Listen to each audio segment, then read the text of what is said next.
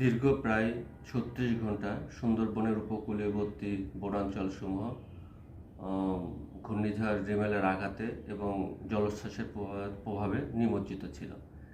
এবং এই নিমজ্জনের ফলে আমাদের বন বিভাগের পক্ষ থেকে যেটুকু প্রাথমিক প্রতিবেদন পাওয়া গেছে, সেখানে দেখা গেছে যে সুন্দরবনের অভ্যন্তরে যতগুলো আমাদের মিষ্টি পানির পুকুর ছিল, যে বিশেষ করে যেগুলা বন্যপ্রাণী, সুন্দরবনে যে সমস্ত বনজীবীগণ প্রবেশ করেন, এছাড়া বনকর্মীগণ যেখান থেকে খাবার পানি সংগ্রহ করেন, প্রায় সবগুলোই আমাদের পাড় ভেঙে গেছে এবং সেখানে লবণাক্ত পানিতে নিমজ্জিত হয়ে পড়েছে। কাজেই ভবিষ্যতে সুন্দরবনে বন্যপ্রাণী এবং মানুষের জন্য খাবার পানির, মিষ্টি পানির সংকট দেখা দেবে। এছাড়াও আমরা দেখেছি যে জোয়ারের সময় এবং জলোচ্ছ্বাসের সময় বেশ কিছু বন্যপ্রাণীর দিক বিদিক ছুটোছুটি করছে এবং আমরা পানি নেমে যাওয়ার পরে ২টি মৃত আমরা হরিণ উদ্ধার করেছি এবং এর পাশাপাশি ভেসে যাওয়ার সময় কিংবা লোকালয়ে চলে গেছে এরকম প্রায় ১৩টি আমরা হরিণ বিভিন্ন জায়গা থেকে উদ্ধার করেছি। এটা আমাদের এখনও খোঁজ চলছে। তবে অনেকেই জানিয়েছেন যে অনেক জলোচ্ছ্বাসের সময় তারা বনের হরিণ কিংবা অন্য প্রাণীদেরকে ভেসে যাওয়া দেখতে পেরেছেন, কিন্তু সেটা আসলে সেই সময় উদ্ধার করার মতো অবস্থা ছিল না। সার্বিকভাবে এখন আমাদের যেটা হয়েছে যে সুন্দরবনের যে পুকুরগুলো নিমজ্জিত হয়ে গেছে নোনা পানিতে, সেগুলাই সেচ দিয়ে লবণ পানি মুক্ত করে সেখানে আবার বৃষ্টি পানি ধরার ব্যবস্থা করতে হবে। এছাড়া সুন্দরবনের বেশ কিছু অবকাঠামো, বিশেষ করে প্রতিটা ক্যাম্প এবং স্টেশনে যে সমস্ত আমাদের কাঠের জেটি ছিল, সেগুলো অধিকাংশ ক্ষেত্রে ভেঙে গেছে। এছাড়া অন্যান্য অবকাঠামোগত কিছু ক্ষয়ক্ষতি হয়েছে, সেই বিষয়টা আমরা মূল্যায়ন করছি এবং এটা পরবর্তীতে মেরামত কিংবা পুনর্বাসনের ব্যবস্থা গ্রহণ করা হবে। এছাড়া এটা দেখা গেছে যে সুন্দরবনে এইবার কিন্তু গাছের উপর যে ধকলটা, সেটা মানে তুলনামূলকভাবে কম হয়েছে। তবে এই ধকলটা যেহেতু জলোচ্ছ্বাস প্রবল আকারে হয়েছে, কাজে আমার কাছে মনে হয়েছে যে এইবার সুন্দরবনের প্রাণীকুল বেশি অ্যাফেক্টেড হয়েছে।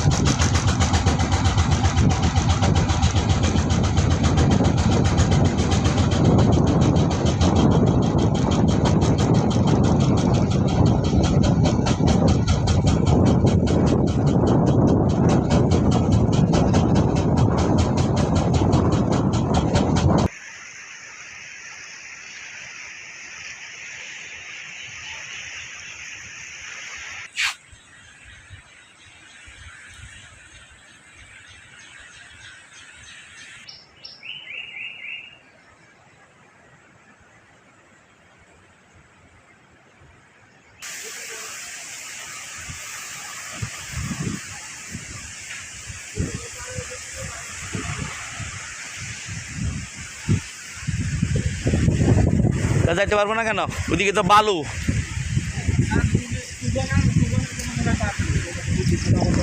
অল্প কদ্দূর যাইতে পারবেন স্যার, ওই ছবি তোলার জন্য হয়তো অল্প কদ্দূর যাইতে পারবেন। কোন রাস্তা আমায় কোন মানে বারান্দা সোজা আমায় যাইতে বারান্দা সোজা যাইতে পারবো। চলেন যে আমি আগে আগে নামি দাঁড়ান, সরেন সরেন।